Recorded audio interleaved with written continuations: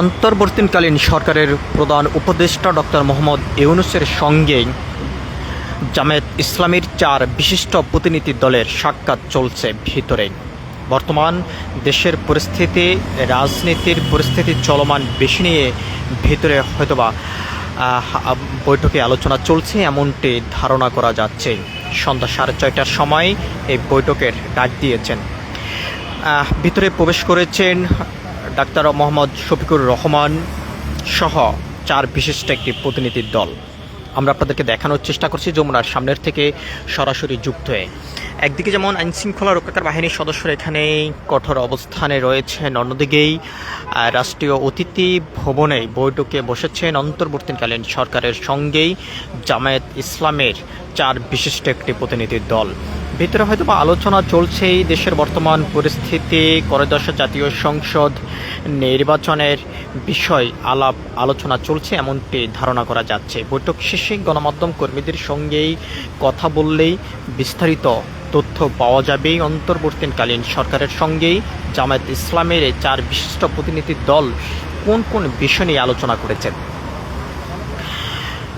গত বৃহস্পতিবার বিএনপির চেয়ারম্যান তারেক রহমান সহ তার সহ পরিবার রাষ্ট্রীয় অতিথি ভবনেই অন্তর্বর্তীকালীন সরকারের প্রধান উপদেষ্টার সঙ্গে সাক্ষাৎ করেছেন। আজ সন্ধ্যা 6:30টার সময় জামায়াত ইসলামের প্রতিনিধি দলের সঙ্গেই বৈঠকে বসেছেন।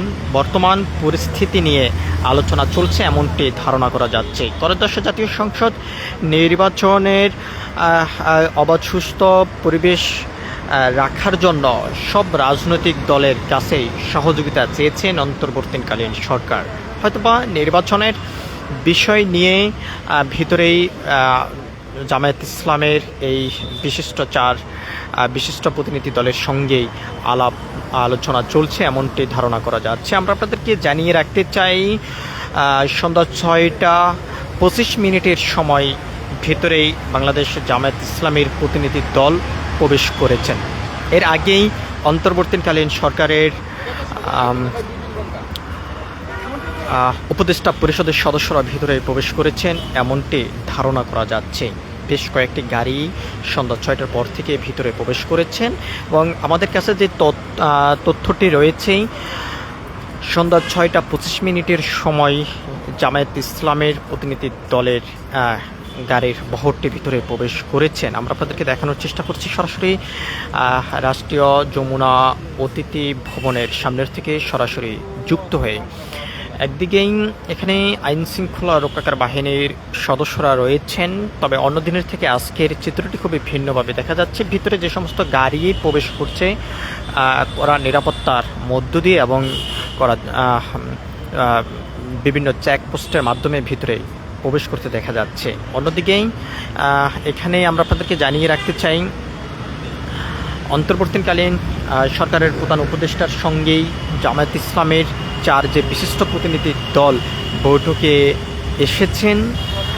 নির্বাচনের বিষয় নিয়ে আলোচনা করার সম্ভাবনা রয়েছে এমনটি ধারণা করা যাচ্ছে। বর্তমান রাজনৈতিক চলমান পরিস্থিতি সহ বিভিন্ন বিষয় নিয়ে আলোচনা করার সম্ভাবনা রয়েছে এমনটি ধারণা করা যাচ্ছে। এই বৈঠক শেষে গণমাধ্যম কর্মীদের সঙ্গেই কথা বলবেন, তারপরে বিস্তারিত জানা যাবেন।